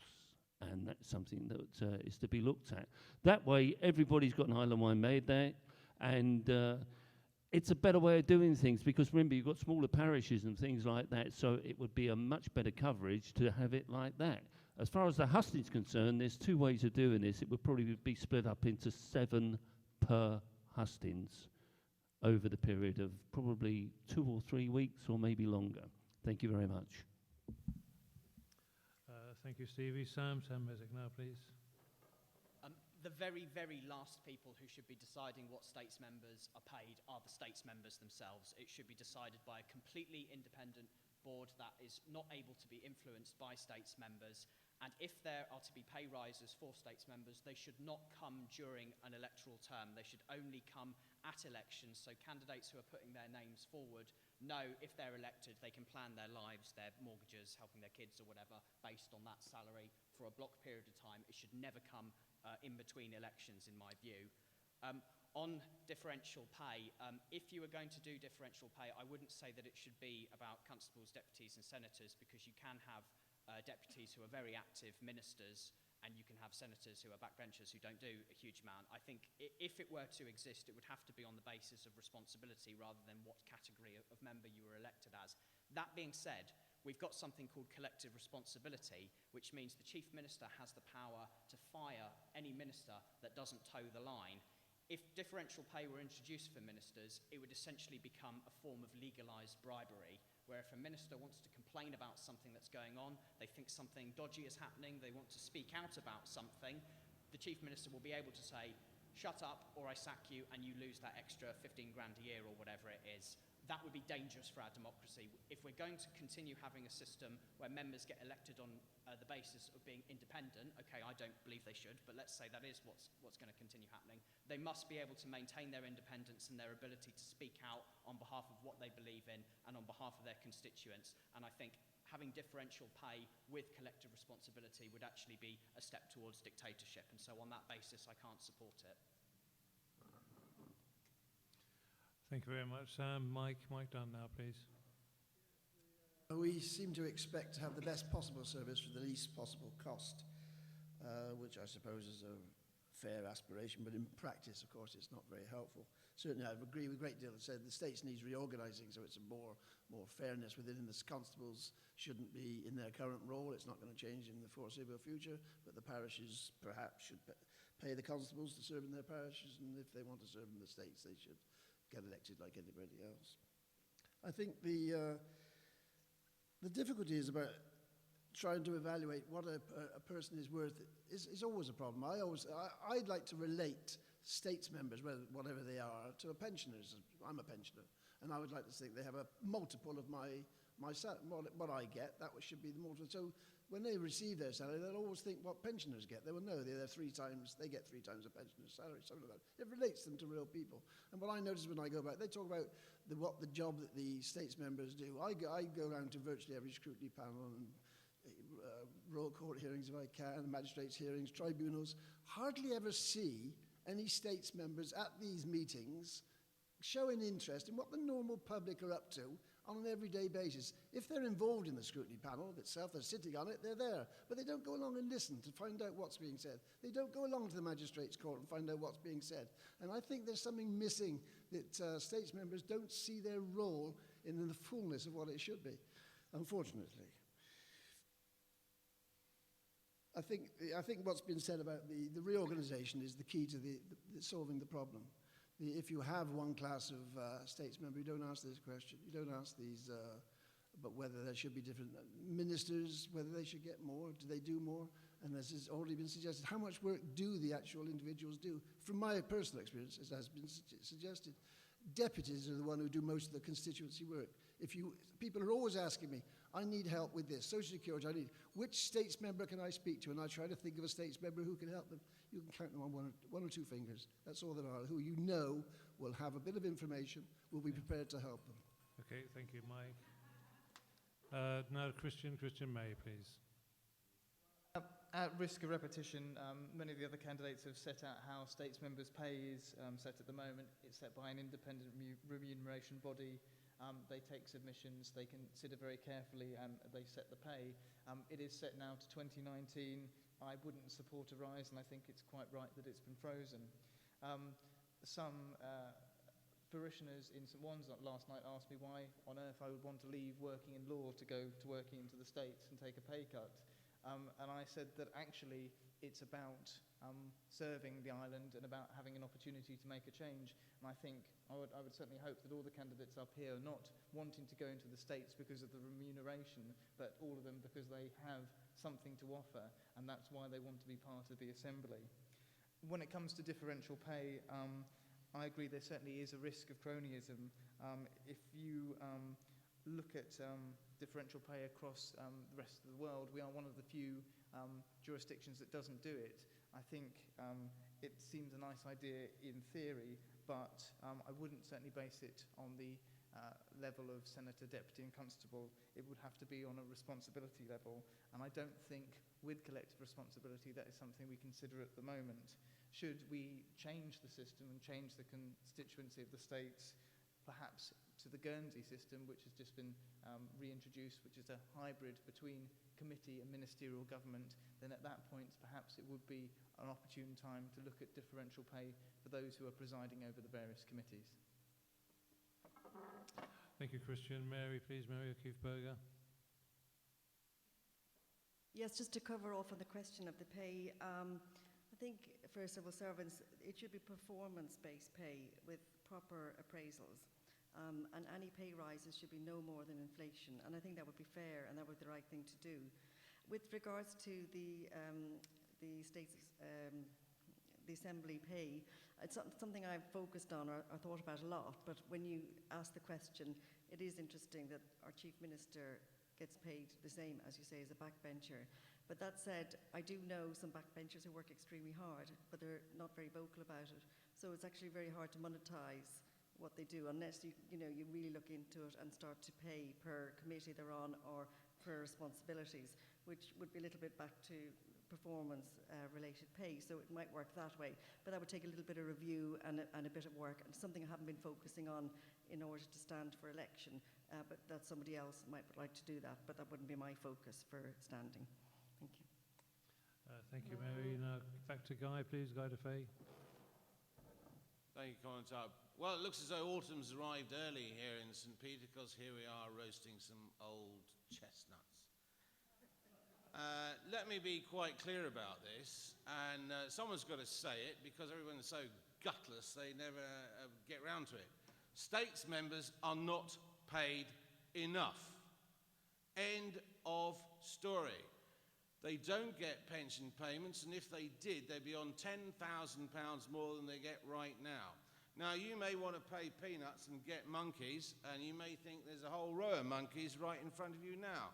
But that's not the point. The point is, do you want serious people going through these jobs that require responsibility, require you dealing with people who are earning 2 or 3 times your salary, and who also take endless abuse? Who's up for it? Right, on the current salary, it really isn't an attractive proposition, is it not? Now, as for differential payments, no way. Are you joking? Because the day you start splitting up states members' salaries, so ministers get paid more and you're on scrutiny or backbencher, you introduce preferment, and that introduces corruption. Don't go there, because the chief minister will get his mates together as ministers, they'll all have the fat salaries, and everyone else will be divvied out. No, no, no. One salary, one vote, one position, one set of protocol rules. Don't ever go away from that, or you will destroy our democracy. They're already trying hard with collective responsibility. Don't let them get any more. Thank you, Guy. John Young, please. In the States, I noticed there was far too much patronage already, and the idea of having certain people queuing up for the better paid jobs is horrific, so absolutely not.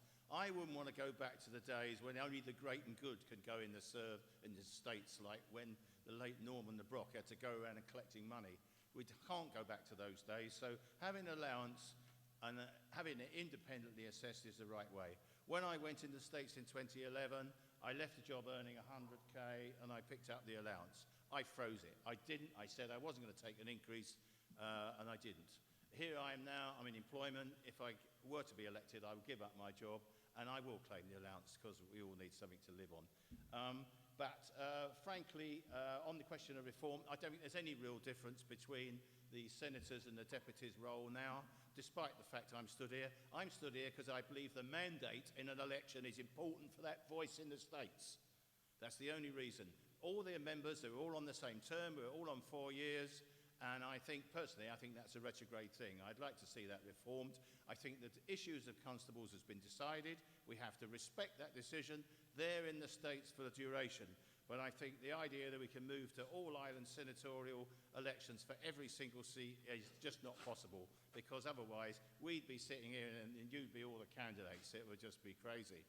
So I would go for, I think now we have to look, if PPC have got the bottle to go for it, with a new reform around the referendum option B, if I was in the States, I think I would now support it now on restructured constituencies. But it's not my priority. That would be for PPC to decide. Thank you, John. Hugh Raymond, please. Thank you. It's not often I agree with Guy, but on this one occasion I might. I used to sit on Cheltenham Borough Council. We had most of our meetings in the evening. We were elected the same as we're being asked to do tonight, or we're asking you to elect one of us tonight. And none of us were paid. And we did it because we had, our employers were very good at dealing with that situation if you sat on the council.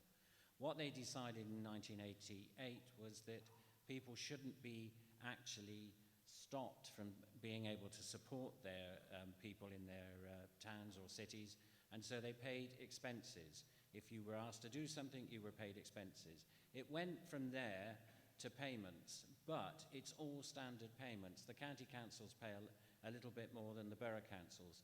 The point is nobody should be stopped from being elected onto a council. The problem I have here to some degree is that we employ a lot of senior staff to make sure that the decisions are made within the government or what our deputies and senators do. So therefore, they're being helped and considered all the way along the line. Therefore, where I come back to agreeing with Guy, I think whatever name you make to go into the States and you're making those decisions, you should all be paid the same. I'm not so sure. I don't think you could set up an independent force, because you'd have to argue, well, there's 49 people in there. Do you have them all on the same basis? You can't. I also think, very much like a lot of people have said, I think we have to reduce the number. And if that is the case, if you reduce the number, you then look for the standard to increase with those people that are elected, and therefore you would then pay them more. But with regards to differentials, I certainly wouldn't have any differentials, because you're elected by the people that are sitting here this evening. Thank you, Hugh. That's the end of that round of questions. We've got another 20 minutes left on the clock, and 10 candidates. That's another 2 minutes each. So another 2 questions from the floor, please. Any burning questions out there? There's a hand at the back. Just come up behind you. David. Sorry, David Haddon, Quanvaran. If you were given the task of creating jobs and a budget of, say, 5 million, how would you invest it? What would you do? Thank you. Creating jobs with a budget of £5 million. Thank you. One more question, please. Over the back there. Okay, you're not a parishioner of St. Peter. Can I just hold you one minute? Is there any last one from St. Peter? Otherwise, I'll let this gent come forward. No, carry on. Thank you. Our political leadership is so poorly... Sorry about that. Our political leadership is so poorly educated for the job. Sorry. That way. Can you hear? There. Okay. Our political leadership is so poorly educated for the job of protecting the environment, according to David Attenborough today. I would like to think our Jersey politicians were a lot better than that. Given that we are now very much connected globally through the internet, and there's now an accepted global threat to the environment from population pressure, would you, as a candidate, back a plan to tax families, say, would have more than 5 children, upwards, as Jersey would then be the first democratic democracy to acknowledge the link of population pressure with global environmental degradation, given that very few people have 5 children anyway? Okay, so basically I think the question in a very short synopsis is, would you tax people that had 5 children, effectively? Okay, Nick, that one's you're starting on that one. Best of luck.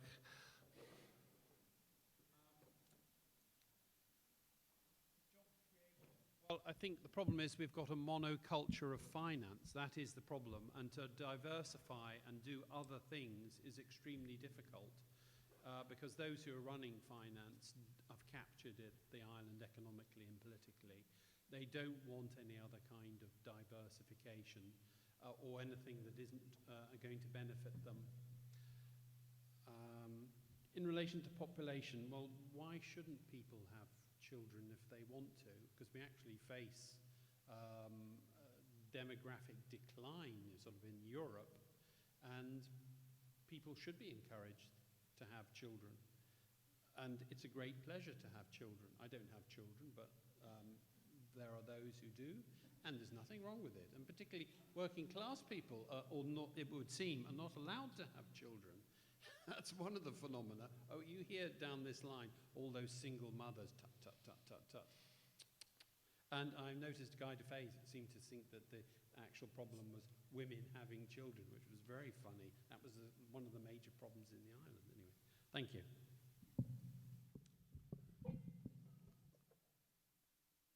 Nick?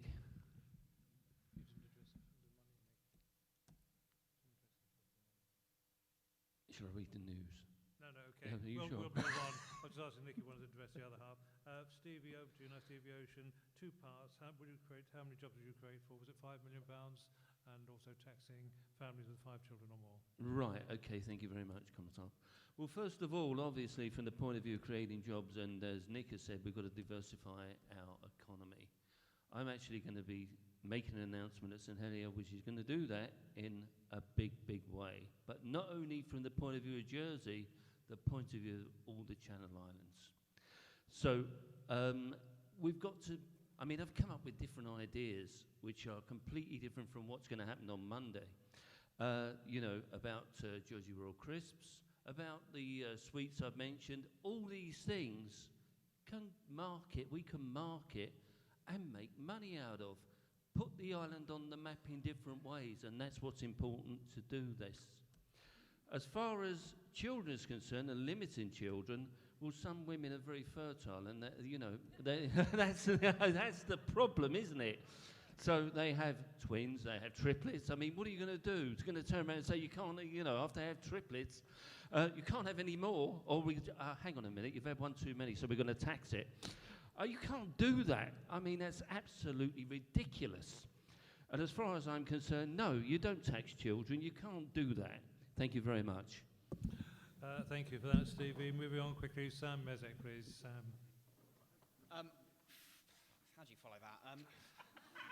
I'll just sit down, yeah? Okay, £5 million to create jobs. Well, since the private sector is much better at creating jobs than the public sector, I would want to use that £5 million to help enable the private sector create jobs. And there's 3 things I'd like to see happen. I'd like to help fund a cut in the social security contributions that self-employed people have to pay. There's this absurd situation at the moment where if you're self-employed, regardless of how much you earn, you actually pay twice the rate of social security you would be if you were employed. Now, I don't mind people earning hundreds of thousands of pounds paying more social security, but lots of people, when they become self-employed, often take a pay cut to do that and are on very low salaries. That's unfair, and it's stifling people who are doing good for our society by getting involved in business and wanting to create jobs. So I would fund a cut in social security contributions for those people. 2 other things I'd like to see happen is I'd like to see the way businesses interact with government streamlined. E-government's an important part of that, and I think we need to be doing more to speed that up so that governments aren't having to fill out 20 forms just to let different departments know the same thing. More services online would help businesses, and they could spend that money that they're spending on that administration on creating jobs instead. And I'd also like to see a modernisation of our employment legislation to end any sort of out-of-date practices and consolidate things. I think I'm actually quite well placed to do that because I consider myself to be very pro-business, but I've also got a really good relationship with Jersey's trade unions, and I think the 2 sides there need to come together, look at our employment legislation, say, right, what parts here don't work for any of us, scrap them, and make it easier for businesses to get by. In terms of higher taxes for families with over 5 children, I'm afraid I could never support that. You can't determine why people are having the amount of children they are. You know, what if you're on your 3rd child, you think you're having your 4th, and then turns out it's triplets. There's simply no fair way of implementing that, I think, so I could never support that. We need a proper population policy, not just taxing people for having children. Thank you, Sam. Mike Dunn, please. I've always thought that there's a desperate shortage of small workshops for people, and coupled with the question that was going on earlier on, like the sailors' workshop in town. What a terrible waste of an amenity right in the middle of town, which young people could have been encouraged to start little businesses, use it as it was, a proper workshop.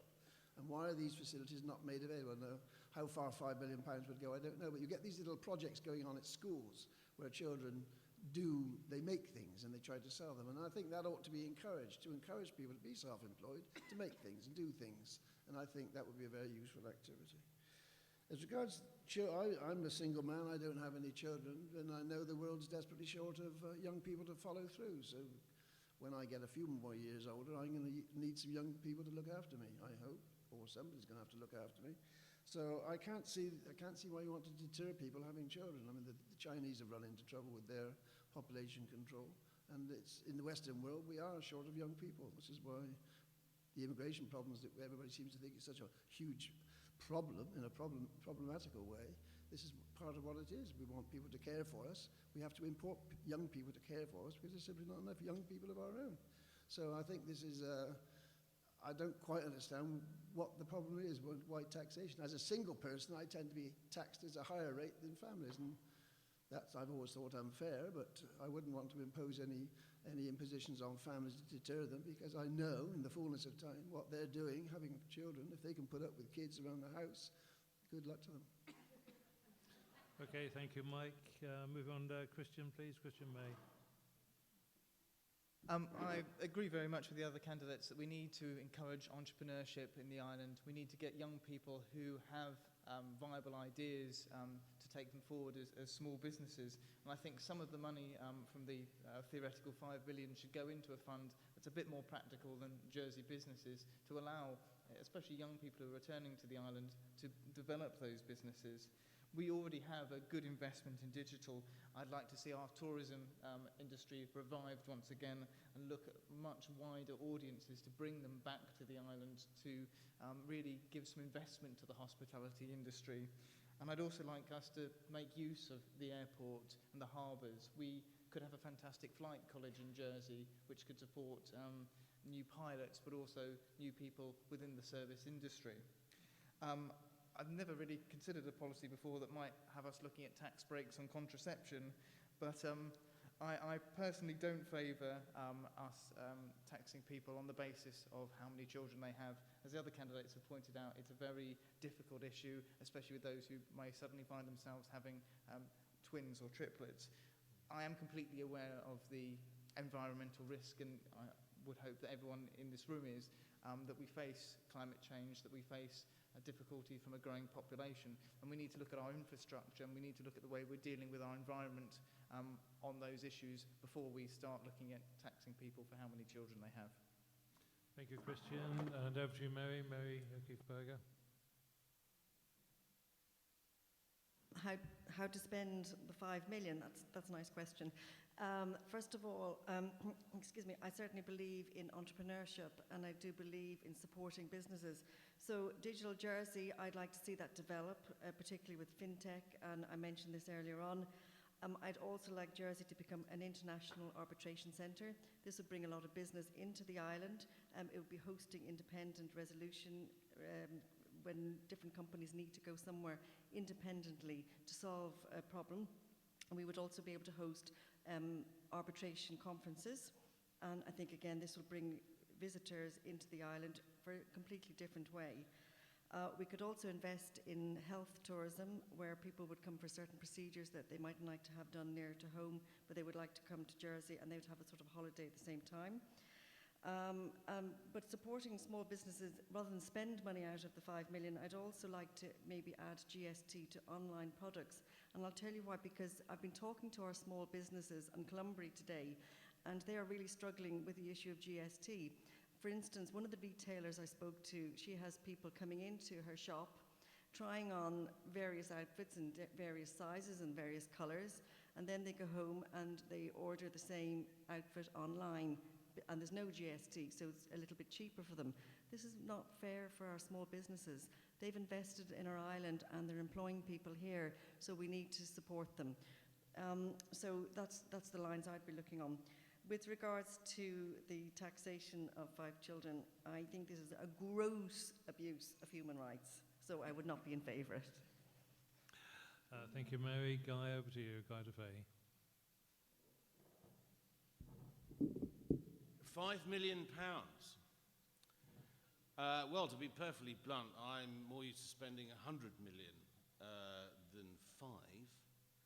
But if you gave me £5 million, I would set up a free Jersey to Granville passenger ferry, year-round, high-frequency, on-board, well-stocked, duty-free supermarket.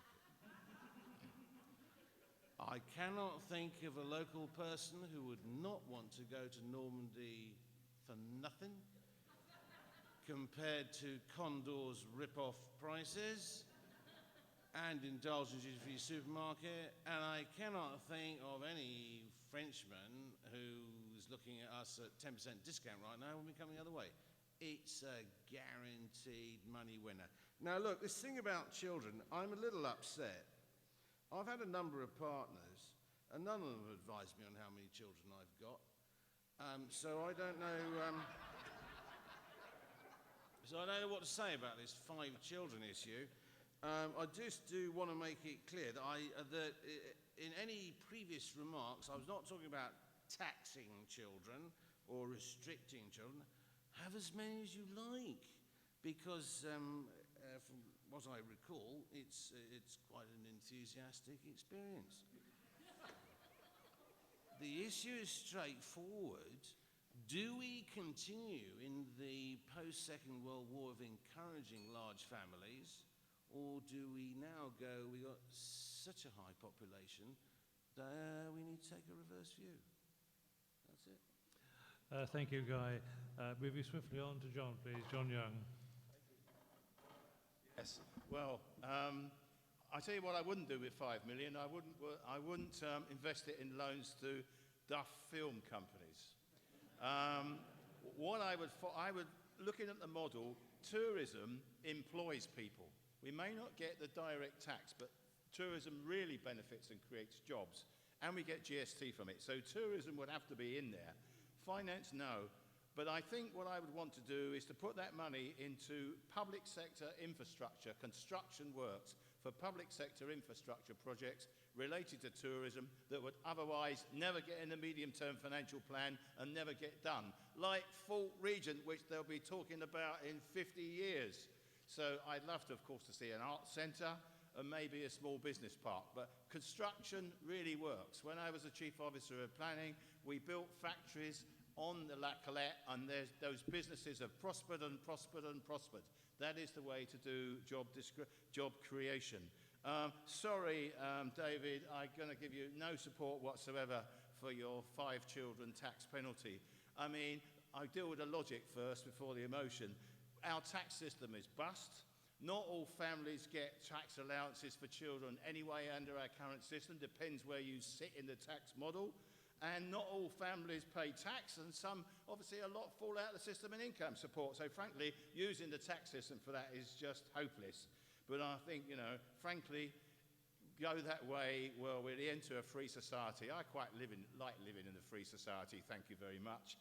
I think the next thing will be, if the society goes that route, that it might, the next thing is you're going to get an expiry date on your birth certificate. So frankly, sorry, David, you'll have to come up here and stand for election on that one again. Yeah, thank you, John. Hugh Raymond, please. I'm sure everybody in their own household, I've got a son that works in the digital industry and is heavily involved, and it's got bigger and bigger, and it's very much a local firm. Virtually everybody in there is local. One of the biggest problems that when you sit down at home and you start talking to him and he say, we've got this idea, I want to move forward. I think the same as the UK, we've got to look at tax breaks. The most expensive thing in setting up a business is the startup. And that's where we have to make sure that we support our people here that want to do things. I'm not sure, sir, whether you meant 5 million to one company or 5 million spread across different companies, but it's the support structure that must be in place to help our youngsters. Because we send them to university, they come back, they join firms, and I had a son that said, well, he was never going to come back after he went to university. He's been back, and he thoroughly enjoys working here, and he thoroughly enjoys doing the job he's doing. And the point is, he has come up with ideas, and the biggest problem is, at the end of the day, how much does it cost to set up? And I think that that's where we have to support. And with regards to David, well, fine, David, probably Herm or somewhere else may come up with some of your ideas. There's more issues with regards to environment in Jersey than worrying about how many children you have. And I've been quite pleasurable in dealing with the Environment Department with regards to their land, with regards to the structure that's going on there. It's those sort of areas that we've got to be keeping. It's those open areas that make us want to go for a walk at the weekends. We've got more problems keeping that than worrying about how many people, how many children you have. And the other thing is that we have a population of 100,000 and we have 32,500 registered cars. I think there is an issue there that does affect the environment, and I think that something should be looked at in those particular areas. Thank you. Thank you, Hugh. And the last words come from you, Sarah, please. Sarah Ferguson. Last but not least. Right, 5 million. Well, government shouldn't get involved in choosing which business to support, because government has a lousy record for actually identifying good businesses. What the budget should be used for is to start the process of breaking JT into two sections, an infrastructure section and a retail section, because the speed of our connections to the UK are not good enough. If we're going to be a good digital centre, we need access to much faster cables, and we just haven't got them. You know, this is the one thing that everybody in the industry is complaining about. And if we want big companies, or even to give the best facilities for our local companies who will be using data, we have to provide them with the means to get into the mainstream of fast data. So there's a lot of technical details which I haven't a clue about, but I'm assured from the conversations and the discussions I've had about it that this is the way to go. Taxing children with 5 or more, taxing families with 5 or more children. You know, as a country gets more developed and the survival rate of your children improves, your families fall in size. Get the underdeveloped countries with cheap energy, their numbers will fall. And actually, as far as local things are concerned, I thought it would be a question of not paying benefit, not taxing them. You know, it's a benefit system. Thank you, Sarah. And I have to compliment the speakers. We've already gone 10 seconds over the allotted time of 9:30, so well done all.